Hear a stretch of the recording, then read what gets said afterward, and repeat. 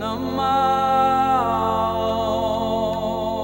Vishnu Padaya Krishna Prestaya Bhutale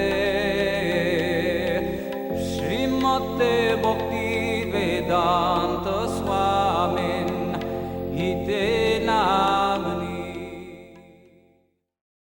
I remember Prabhupada gave a lecture one day in the evening, an evening class, and he mentioned a godbrother of his, he'd received a letter that a godbrother of his had just passed away.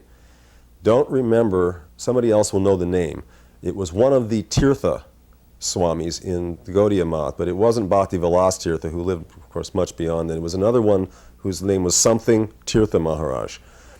And Prabhupada said that this particular godbrother was very kind upon him, and had actually written him a letter while he was living in Vrindavan as a Vanaprastha, or Jhansi or Vrindavan. I forget where he said he was, but he said he received a letter from this godbrother reminding him that Guru Maharaj, meaning Srila Bhakti Siddhanta Saraswati, had wanted him to take sannyas and to preach, especially in the West.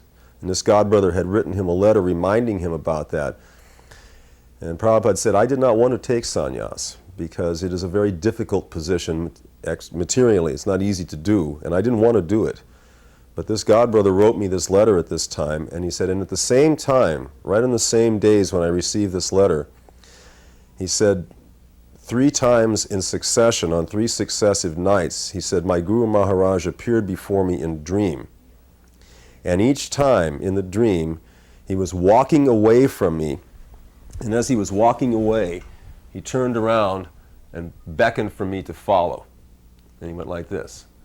Right? And he had that dream 3 times. I believe he said 3 nights in succession, but definitely 3 successive times in a very short span of time. Right at the same time that externally the godbrother had sent them this letter.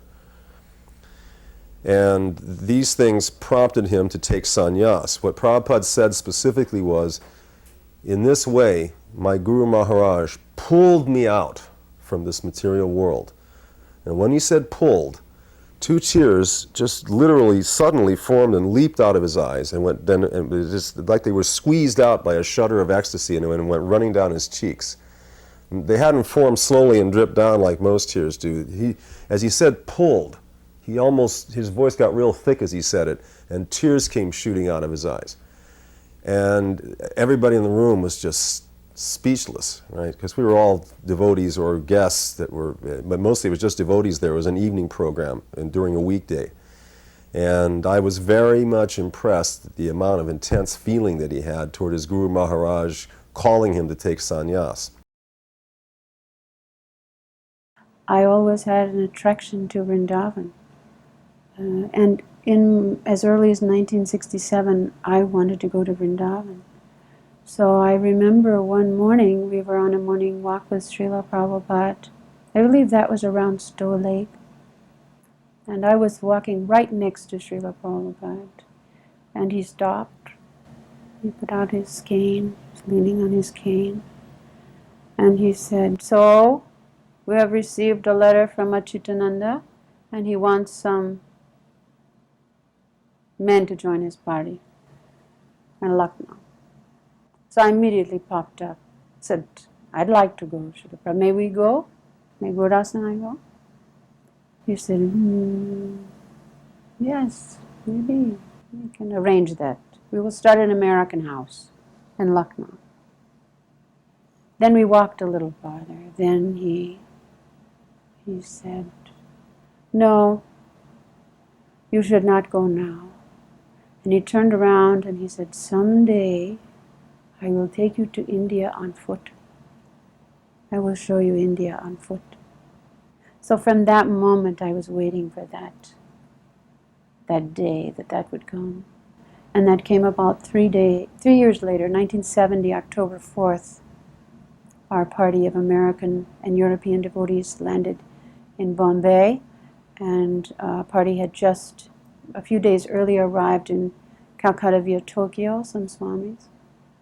And in that fall between October 4th and Srila Prabhupada leaving India in the spring of 71, In so many places, he showed us India on foot, literally walking on foot through the streets.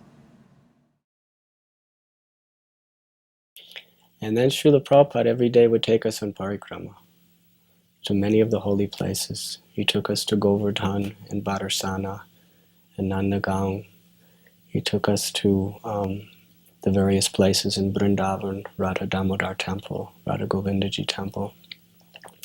And I remember especially one day he took us to Mahavan, Gokul, and he took us to Brahmandagat. And Brahmandagat is the place where Krishna was accused of eating dirt.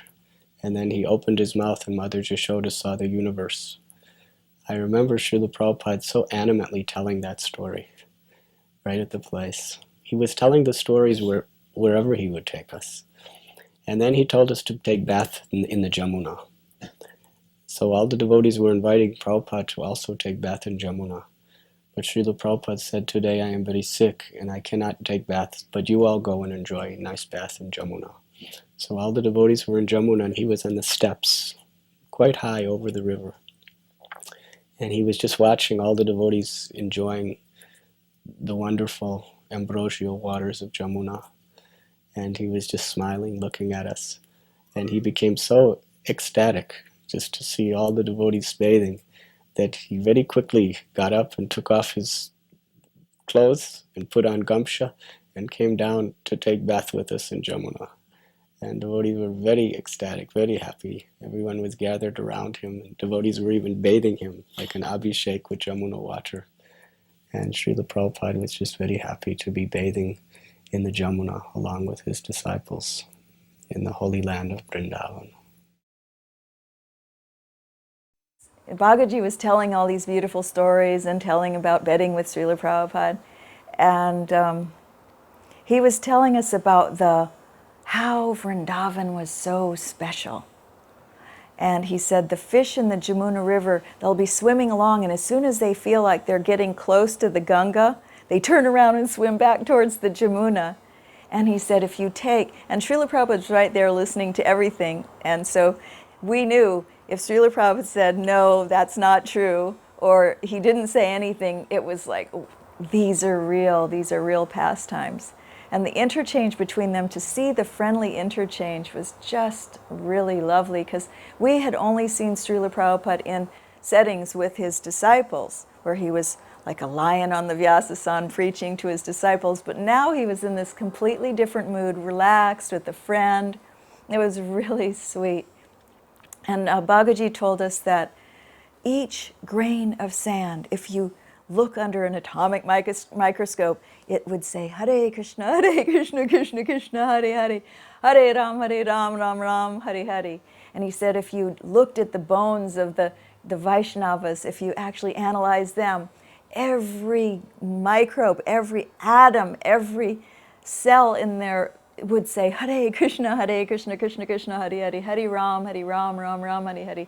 That the entire atmosphere of Raj was surcharged with the holy name of the Lord. This was in Vrindavan. The Gurukul building was under construction. I probably would like to go over there every couple of days to see how it was progressing. So they went to the back of the building where all the workers were out there in the early morning, and he had a whole contingent of sannyasis and senior devotees with him.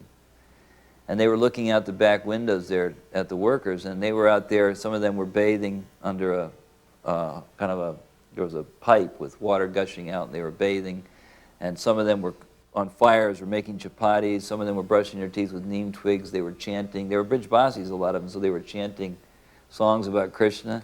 And Prabhu was just watching this whole scene and appreciating it.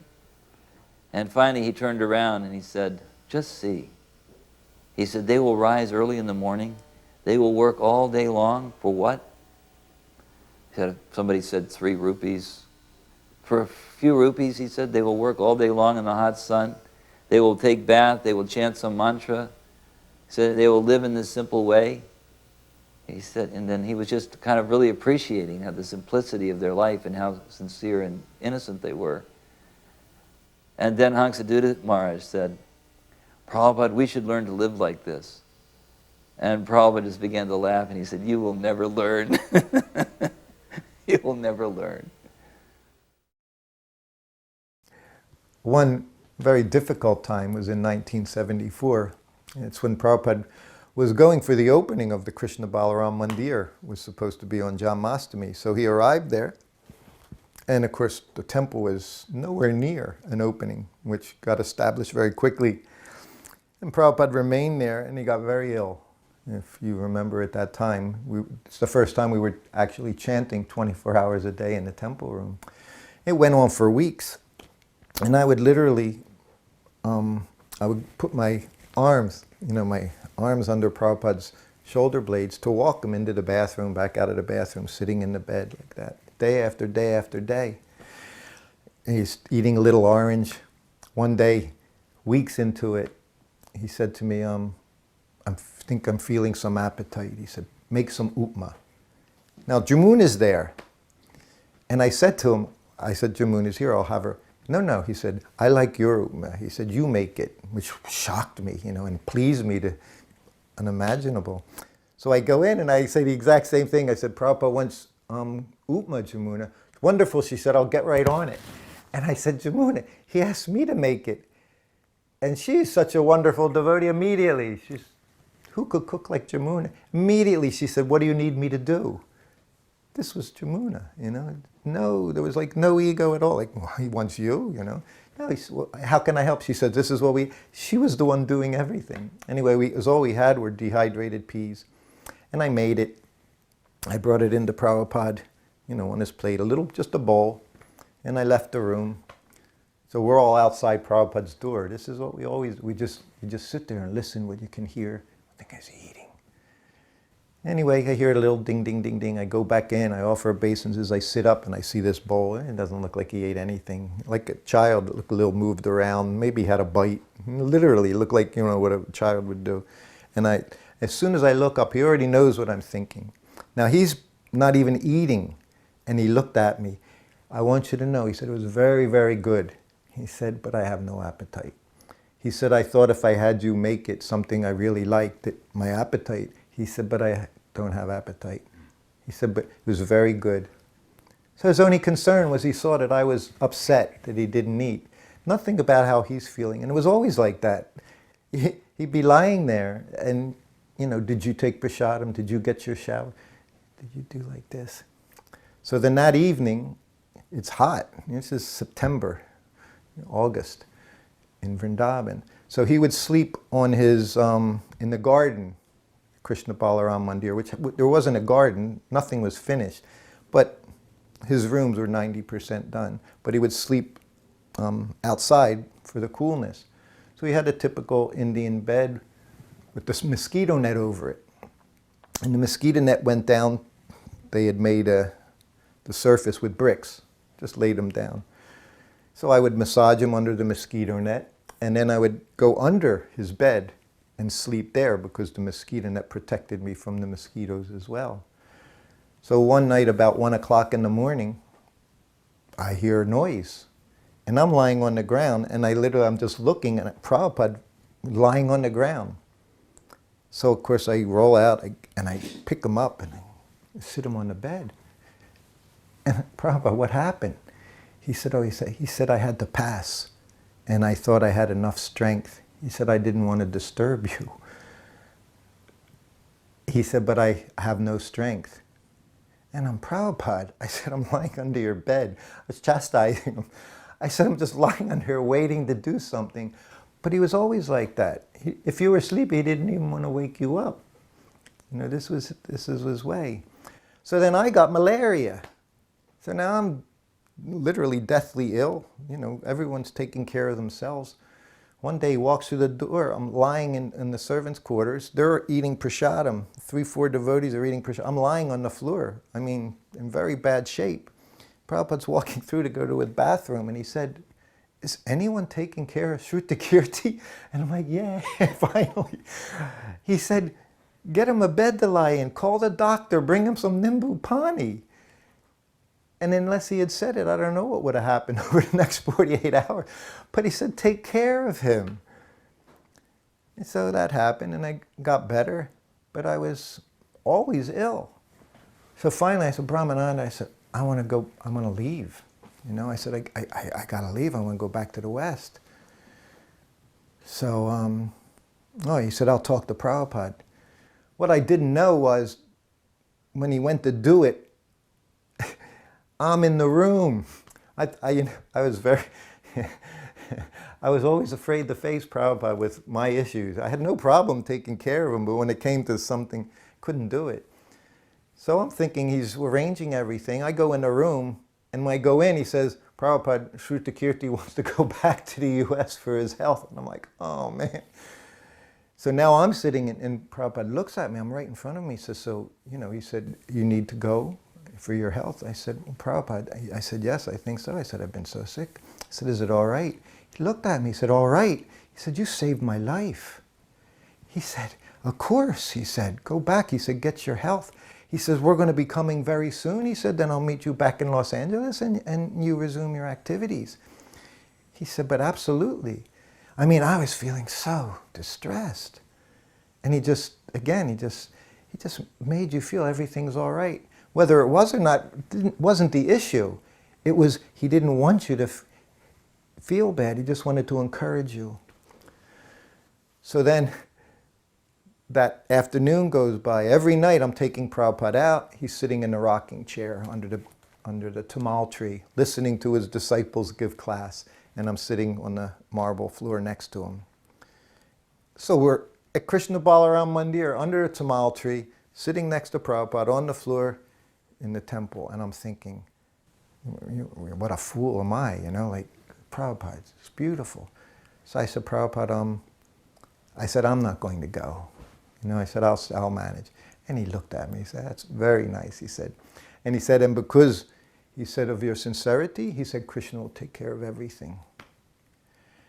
And the next day, Bali Mridang comes from New York, unbeknownst to me at all. And he comes into the servants' quarters with a suitcase, suitcase, regular old, and he opens it up and he's like, this is for you. And it's filled with nuts, dried fruits, oats, like everything I dream about while I'm in India. And I'm there, I said, oh, thank you. I said, for Prabhupada. He said, no. He said, I brought it for you. And I'm like, huh? He said, no, I just thought, you. So, Prabhupada, that's Prabhupada. And Krishna. And Prabhupada said, yeah, Krishna. And he knew, he knew everything. But, just seeing his satisfaction when you could say something like that, it was very nice, he said. But he wasn't going to tell me, which he always dealt with me like that. Never told me what to do. He always said things in such a way, I have to make choices. Yeah. What was supposed to be the grand opening of the Krishna-Balaram Mandir in August of 1974. And I decided it was my turn to go to India. People had been going, the first wave of devotees went some years back, and people had gone to the Mayapur for Gaur Purnima the year before that. I had not yet made my initial trip to India, so I decided, all right, I'll go for this grand opening. And so the way I bought my ticket was LA, New York, then New York to India. But I decided I'll spend some days in New York. So while I was in New York, waiting to board my next flight, I found out that Srila Prabhupada had arrived in Vrindavan, and he looked around and decided that the Krishna-Balaram Mandir was not ready for a grand opening. The guest house wasn't finished. There was so much more construction that needed to be done. He called the festival off. But I was already in New York. I used the first part of my ticket. I figured, well, why not? Let me just go anyway. So off I went, and I arrived there in Vrindavan. It was a couple of days before Janmashtami. And it was nice because there weren't many people there. There was no festival. Otherwise, there would have been hundreds and hundreds of devotees there. So it translated into me having some more personal association with Srila Prabhupada. So, especially the fact that the first afternoon I was there, I happened to be standing outside of Srila Prabhupada's room as he came downstairs to give darshan. Every day he would have some darshan with the local people in Vrindavan. Palika came out of the kitchen or the pujari room with the garland and said, here, Swarup, give this to Srila Prabhupada. And already there were some elderly gentlemen sitting in the room, and Srila Prabhupada was sitting behind his desk, and they were talking. So I walked in, I put the garland on Srila Prabhupada, I bowed down, gave my obeisances, and as I was walking out, Srila Prabhupada said, "No, you can stay, sit down." And so I sat against the back wall, and I just watched. I watched and observed how Srila Prabhupada was interacting with these gentlemen. I had no idea who was who. Maybe some were his godbrothers. They were just people he knew from Vrindavan when he was living there. They all seemed, they were Brijbasis, very, pious, wonderful, old elderly gentlemen. And most of the talking was in Hindi or Bengali. Actually, it was Bengali mostly, except now and then I'd hear a verse in Sanskrit that I'd recognize. And I noticed how Srila Prabhupada would go in and out. He'd be just joking with them, talking very casually, and then he would get serious and quote, a verse that I recognize from Krishna-Balaram Bhagavad-Gita. And I realized that although all of us, his disciples, we had so much awe and reverence for Srila Prabhupada, I mean, just the fact that he was so much older than us. We always refer to Prabhupada as our spiritual father, but in reality, he was more the age of our grandparents. As a matter of fact, coincidentally, Srila Prabhupada was born the same exact day as my maternal grandpa, Abe, September 1st, 1896. But what I was noticing in the room is that these were gentlemen of his age and his generation, but they gave so much respect for Srila Prabhupada. There was a friendly exchanges. I could tell they were like reminiscing, just joking and talking, casual talk. But they were giving so much respect to Srila Prabhupada and recognizing his stature, his status. And it was nice to see. I realized that Srila Prabhupada's reputation, who he was, did not go unnoticed among the Brijbasis, among his godbrothers, because even by then, by 1974, his accomplishments were phenomenal. It was 9 years into ISKCON, not even 8, from 66 to 74, and what he had accomplished in just those 8 years was unbelievable. He was conquering the world. He was like a transcendental Alexander the Great. And so when he went back to India with his dancing white elephants, it was he was given this due respect, even by his old friends in Vrindavan. And it was nice to witness those exchanges in that room.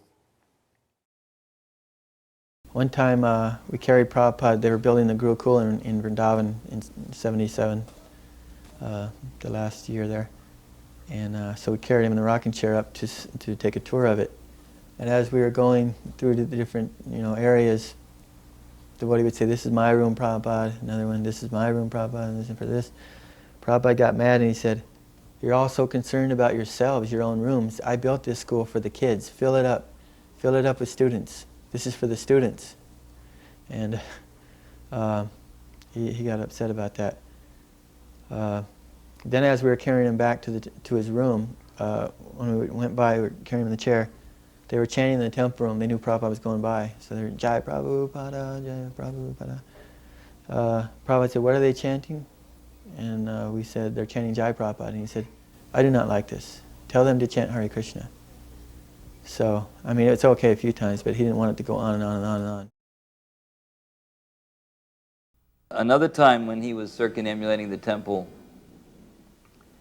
he came to originally they had used some kind of red stone that went around the parikram path, around the Krishna-Balaram Mandir. And it was laid out in a particular pattern, but when it came to this one particular area where there was a curve, it was kind of a strange-looking arrangement of stone. And Prabhupada pointed to it with his cane and said, "What is this?" He said, "This is not a proper pattern." He said, "They have cheated you. They've given you the rejected stone.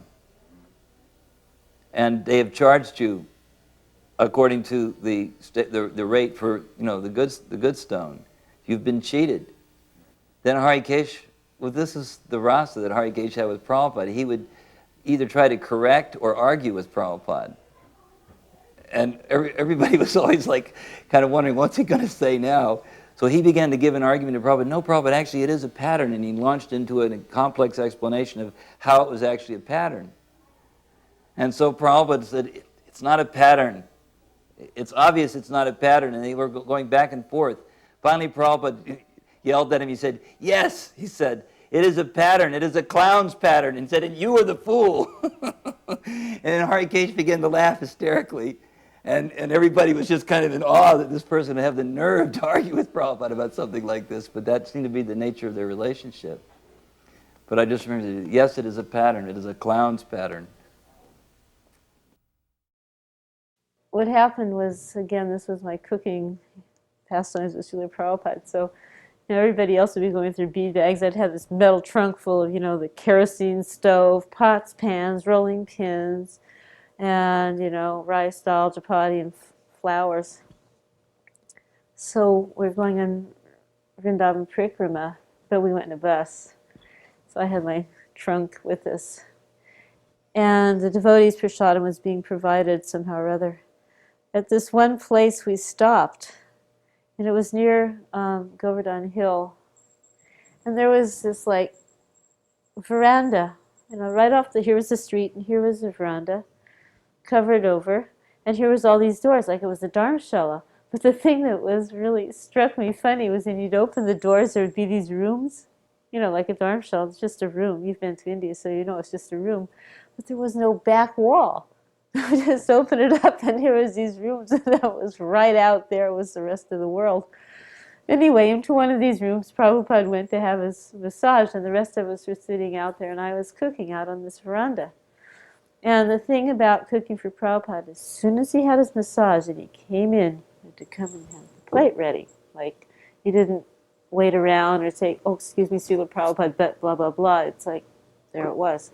So there I was out in the sidewalk, and I really had to have it together.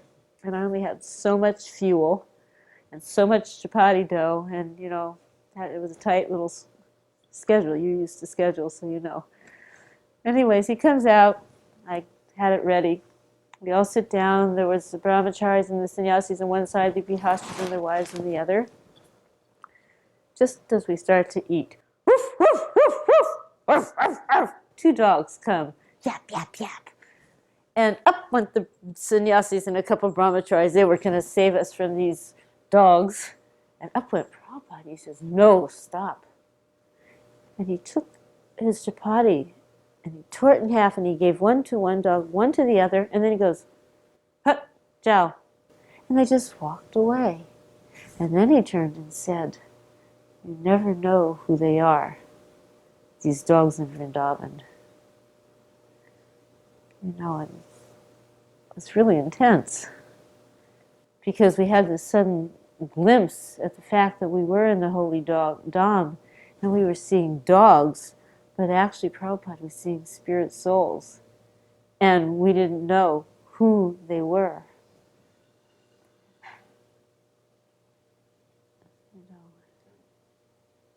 And Prabhupada didn't discriminate.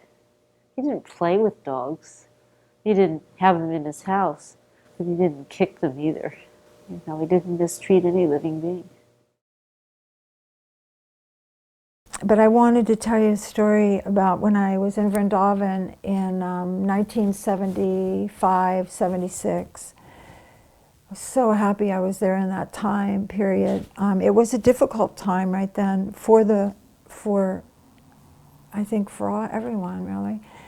But I was really happy because I was in Vrindavan, and it was such a goal for me to go to India, because the first group of devotees that went, I was just so disappointed, And but I'm like, okay, okay. And then it was 1974, I think, or 75, and then Prabhupada was in LA, and that's when we went. Stoka Krishna went to Srila Prabhupada and said, we want to go to India, and Prabhupada said, go to Vrindavan. So we went, and Stoka Krishna ended up being, helping a lot with the temple management there, and doing a lot of wonderful service. And anyhow, I was just very grateful to be there. But it was very difficult sometimes to have any personal contact with Srila Prabhupada. It was like there was it's by that time he had his army around him or something of captains and generals and all that, So and especially for me, because I was a mom. I had 2 little children, and so in India with 2 babies, you know, it was pretty time. It's like I had to take care of things, and milk even, just to keep milk and all of those things. So, and I was used to doing a lot of service. I did Sankirtan, I did puppet shows, I did so many things in Los Angeles. So when I was there in Vrindavan, it was different, you know. I was taking care of the babies, and you couldn't even go on the altar. You couldn't go in the kitchen. You know, it was very different for me. But, like I said, I was so happy to be there, and I did parikrams and so many things that I had the time to do. And Srila Prabhupada was there, and like I say, I would go by his door and I'd see there's just no way to get in there. You know, you just forget it, you know. And so I'd go to the temple room and stuff, and we did hear lectures every day, so that was awesome. And then there was this one evening, and I was walking from Sundar Arti, and I'm walking from the temple room up in Srila Prabhupada's quarters right there, and where the guest house was at that time, where now the restaurant is. So I was walking that way, and I look into Prabhupada's quarters, and there's nobody there, and Srila Prabhupada's there, but nobody at the door, nobody there. And I'm like, this is my chance. This is it, you know. I'm very glad I'm like that, actually.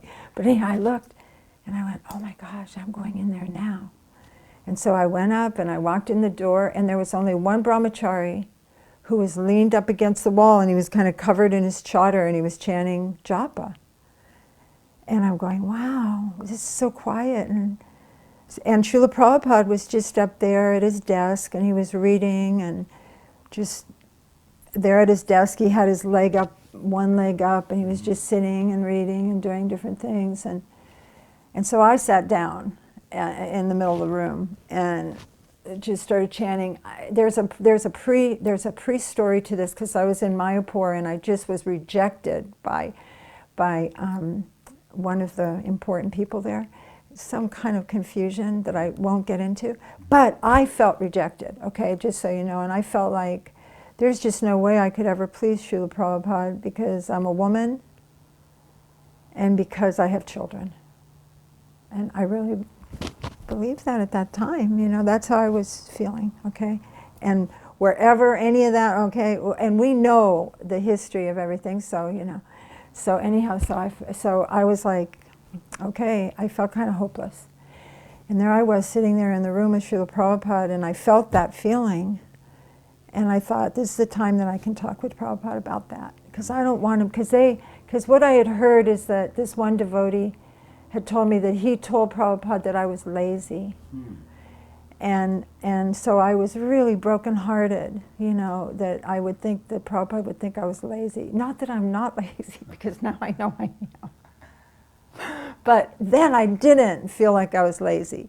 And I was really angry and also felt hopeless, because there was just no way, you know, that I was going to please Prabhupada or do anything right, you know, at that point. So anyhow, Srila Prabhupada was there, and I went up to his desk. I had the courage. I mustered it up. And I said to Srila Prabhupada, I just folded my hands, and Prabhupada came up and smiled. And so I knew I could speak. And I said, Srila Prabhupada, and I got out a few words, and then I just started crying completely, like, whoa! I mean, it was deep crying, like I should have been in therapy or something, you know.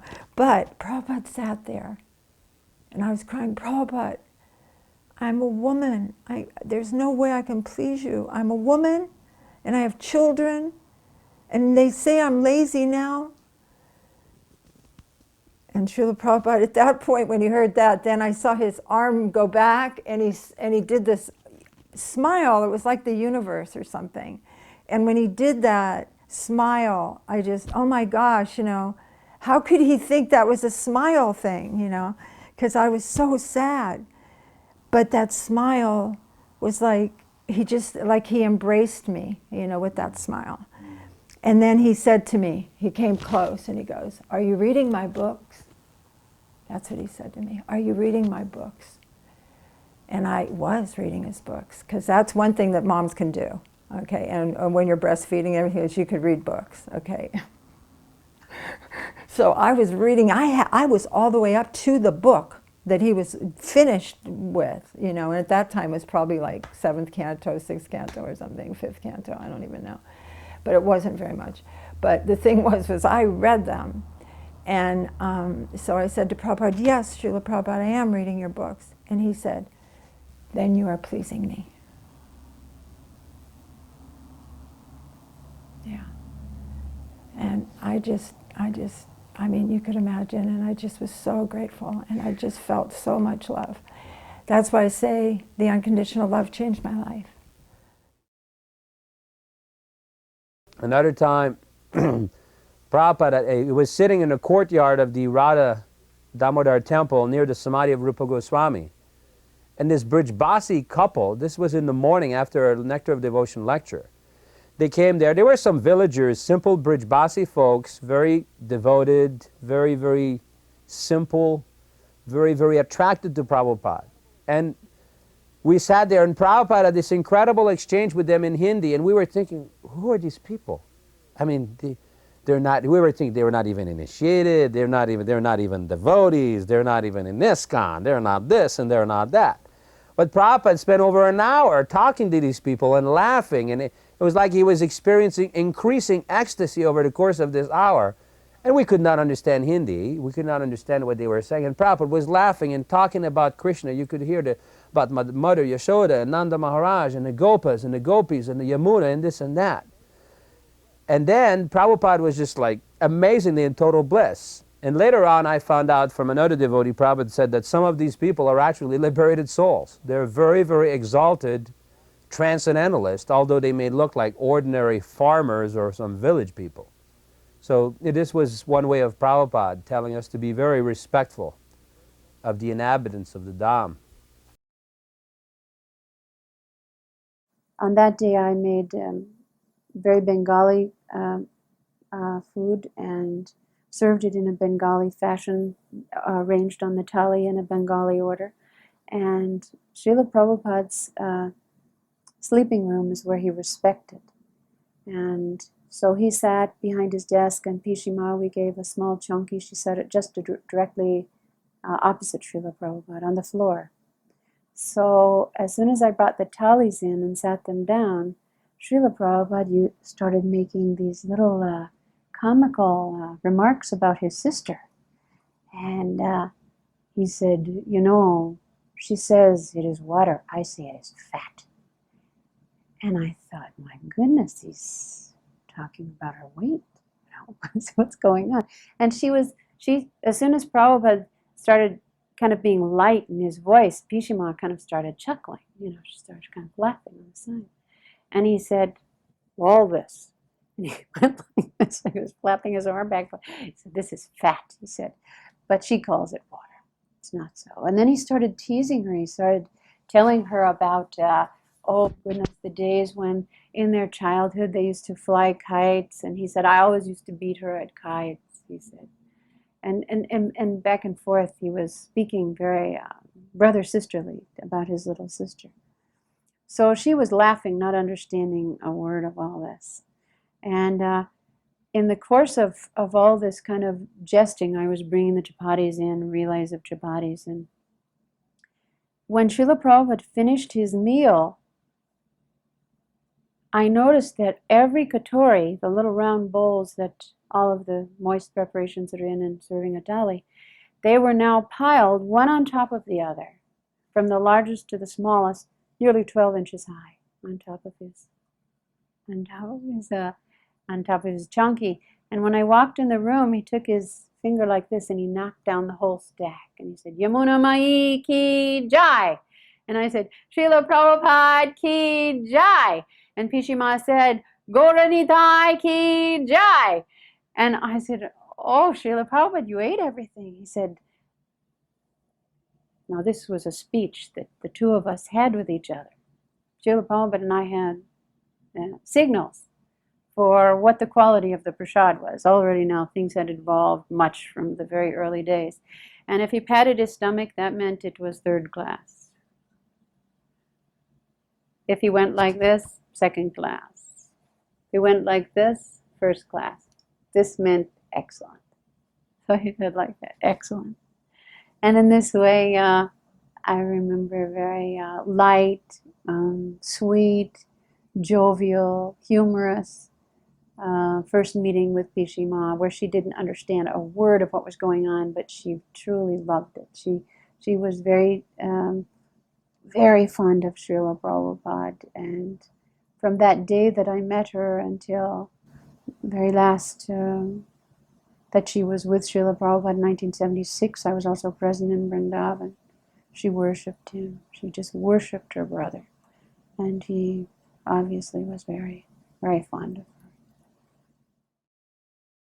During the Nectar of Devotion series in Vrindavan 1972, when Prabhupada gave the Nectar of Devotion series for 1 month, there was one doubt that was plaguing me because we were putting so much effort into book distribution. But I'd always been taught when I was first joining that the parampara is like a link, a chain. And if you don't have the perfect link, if you're not initiated, you really can't go back to God. And so I had this doubt that we're distributing so many books, but these people will read them, but if they're not initiated, they can't go back to God. So I followed Prabhupada from back Rupa Goswami's Samadhi back into the courtyard. And just before Prabhupada took the steps up onto his courtyard, I presented this question to Prabhupada. I said, we're distributing so many books, but if people aren't initiated, then they can't go back to Godhead. And Prabhupada turned and looked at me right in the eyes. And he said, just by reading my books, they're initiated. And I thought that,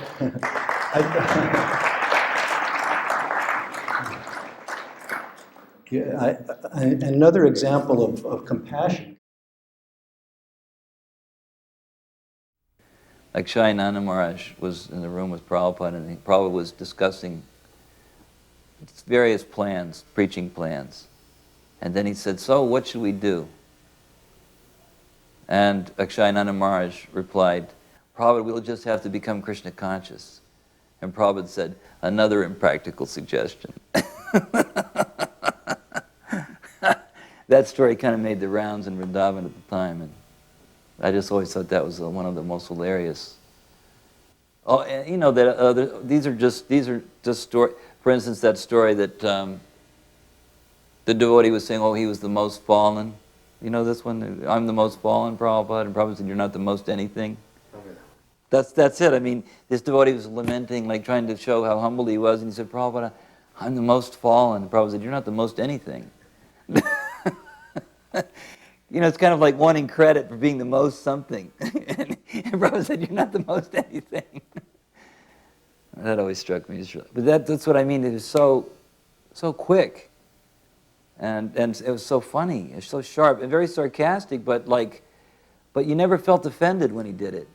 Even if it was at your expense, it was funny. You know, you had to admit it was really funny. And it always had an instructive edge to it. I think that was the other part that was so nice, that it was merciful. You know, because he was trying to help you. The false ego is such an obstacle, and he was trying to cut through that and make us try to get more in touch with reality. After the parikrama, in the morning every day, devotees would take prasad, and then Srila Prabhupada would have darshan in his room and meet his old friends from Vrindavan, his godbrothers, and so many others. And I used to just sit there all afternoon with him and just watch him talking with his old Brijbasi friends. And there was a rule that devotees were not supposed to be there, because in the afternoon the devotees were supposed to do seva, doing Harinam Sankirtan and other services. So I would sit there, and one day the regional manager of ISKCON for India at the time, he saw me sitting there with Srila Prabhupada. And at that time it was just Prabhupada and myself in the room. And he said to me that no devotees are allowed to sit with Prabhupada during his darshan time. And I looked at Prabhupada, and Prabhupada looked at me, and then I said to this devotee, I said, "But I'm not a devotee." Then I pointed to my matted hair. And then he looked at Prabhupada, and Prabhupada smiled. And then he left, and I got to stay with Prabhupada. And I remember it was so beautiful seeing Prabhupada meet his old friends, especially Krishnadas Babaji. That was a beautiful sight. Krishnadas Babaji came to see Prabhupada. I remember actually, I met him on the street and I told him that Prabhupada was here. So he said, take me. So I brought him. And while I was trying to bring him up the stairs to Prabhupada's room, one sannyasi disciple told him he wasn't allowed to come. He was actually ready to physically throw him out. I said, please ask Prabhupada if he wants to see him. And he went up and asked, and then he said, yes, he wants to see you. So he came into the room. And when Srila Prabhupada met him, Prabhupada was talking to a whole group of about 15 people. When Krishnadas Babaji Maharaj came into the room, Prabhupada's eyes just became filled with tears. And Krishnadas Babaji Maharaj's eyes became full of tears. And Prabhupada stood up. And Babaji Maharaj called out, Hare Krishna, Hare Krishna. And Prabhupada practically ran to him and embraced him. And as they were embracing, they were just so affectionate. I had never seen in my entire life such affectionate and love between two people as Prabhupada was embracing his godbrother. And then Prabhupada took him with his arms around him to the seat where he would sit behind a little table. And they were both sitting together on this seat. And they had their arms around each other, and they were talking in Bengali. And as they were talking, I couldn't understand, but Prabhupada was laughing so hard. Krishnadas Babaji kept saying these things, and Prabhupada was just laughing and laughing and laughing. And every now and then they would slap each other on the legs. They were practically sitting on top of each other. And there was tears in their eyes. They were just so happy to be together, discussing transcendental subject matters. And it was amazing because all these people in the room, Krishnadas Babaji Maharaj and Srila Prabhupada, were completely oblivious to everyone. They were just in their own world, hearing and chanting the glories of the Lord together. They were doing a fire jaga in, I think it was Vrindavan temple or something, some temple with Srila Prabhupada. The temple had already been established, but they were doing a fire jaga. And one of these, I think it was one of Srila Prabhupada's godbrothers, it was in the middle of the fire jaga, and he leaned over to Prabhupada and he said, Srila Prabhupada, they're doing it all wrong, they're doing it all wrong. And Prabhupada leaned back and he looked at him very calmly and he said, that's all right, they're just practicing.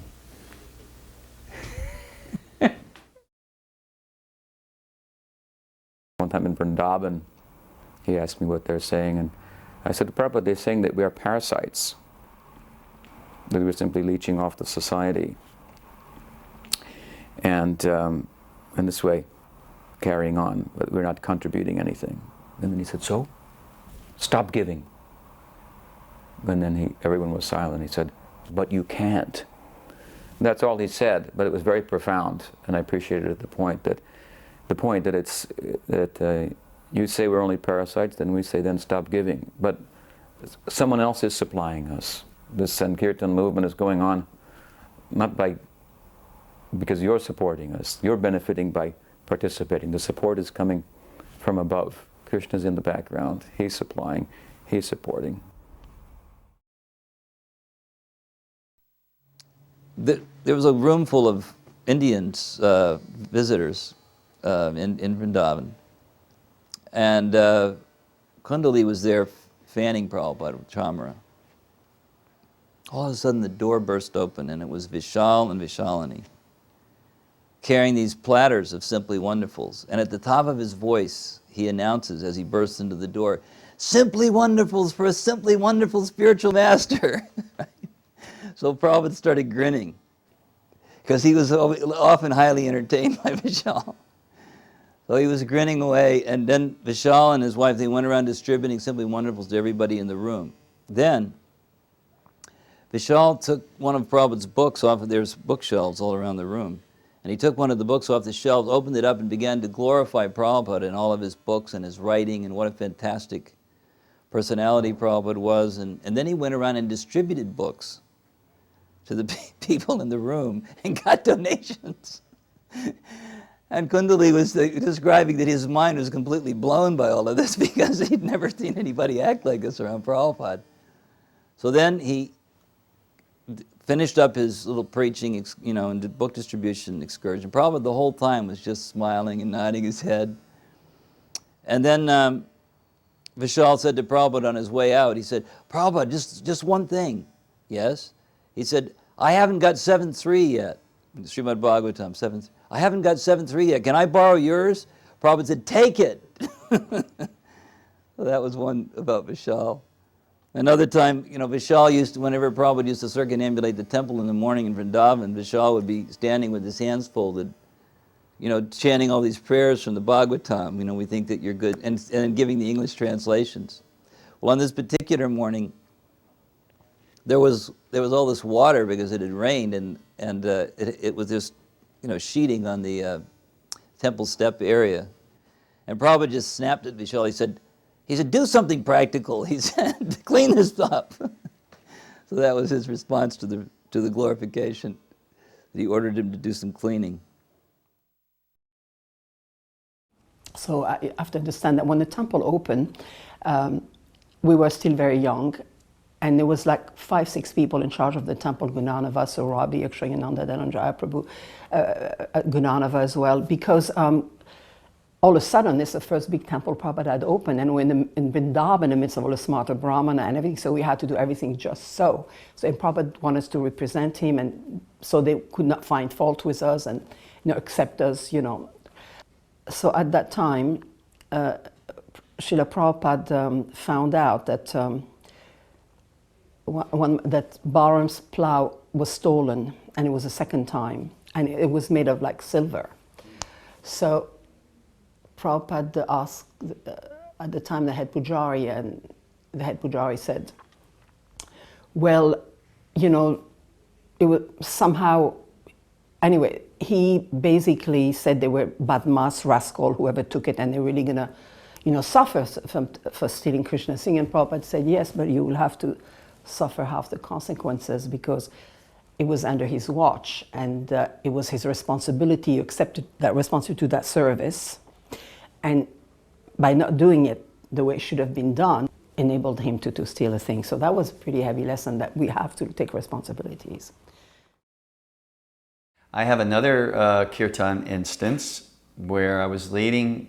Prabhupada it was again in Vrindavan, Prabhupada was to lecture in Hindi. He had some Indian dignitaries coming, and there was a group. There weren't a lot of devotees around. There were some devotees because Prabhupada's entire lecture was going to be in Hindi. That was announced. Anyway, they wanted kirtan to be sung while Prabhupada was entering. So I was leading kirtan, and again, kirtan is not something that you get mental about. Kirtan comes from the heart. There's an old Sufi saying that which comes from the lips does not go past the ears. That which comes from the heart goes to the heart. So kirtan is meant not to be mental, but I was mental about it. I was also very tired, and also trying to get used to Vrindavan and everything. So I was tired and not really focused. So I was chanting Hare Krishna, and I was thinking to myself, am I chanting good? Am I not chanting? What's going on here with the game? I was just getting really mental. But I was leading, and I was playing mridanga, because I usually played mridanga in those days. Prior to arthritis, I used to play mridanga a lot. And then Prabhupada walked in, and the kirtan was going, and Prabhupada just looked right at me, and he went, like an orchestra leader, he just went, put some gusto into it. And then I saw Prabhupada with those hand motions, and then all of a sudden, totally off the mental platform, and just went into kind of a rip-roaring kirtan, renewed energy, renewed strength, and there was no mental interference.